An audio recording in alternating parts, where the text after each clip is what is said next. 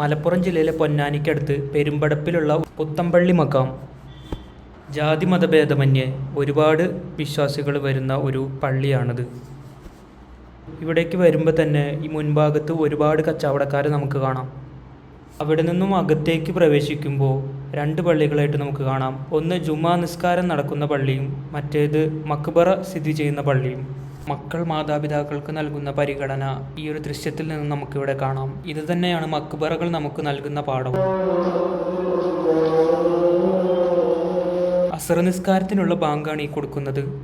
വിശ്വാസികൾ ഓരോരുത്തരായി വുളു എടുത്ത് പള്ളിയിലേക്ക് പ്രവേശിച്ചു തുടങ്ങി. ആദരണീയനായ പണ്ഡിതനും സൂഫി വര്യനുമായിരുന്നു ഇവിടെ മറവിട്ട് കിടക്കുന്ന കുഞ്ഞഹമ്മദ് മുസ്ലിയാർ. സാമ്പത്തിക ബുദ്ധിമുട്ടുകൾ അനുഭവിക്കുന്നവരും വിഷം തീണ്ടിയവരും തർക്കങ്ങൾ പരിഹരിക്കാനുള്ളവരുമെല്ലാം അവർക്കെല്ലാം അത്താണിയായിരുന്നു അദ്ദേഹം. കാലശേഷവും കുഞ്ഞഹമ്മദ് മുസ്ലിയാരുടെ സന്നിധിയിൽ വന്ന് പ്രാർത്ഥിക്കുന്ന ഓരോ വിശ്വാസിക്കും സർവശക്തനായ സൃഷ്ടാവ് ഉത്തരം നൽകുന്നുണ്ട്. പള്ളിക്കകത്തുള്ള ഈ കിണറിനും ഒരുപാട് അത്ഭുതങ്ങളുടെ കഥ പറയാനുണ്ട്.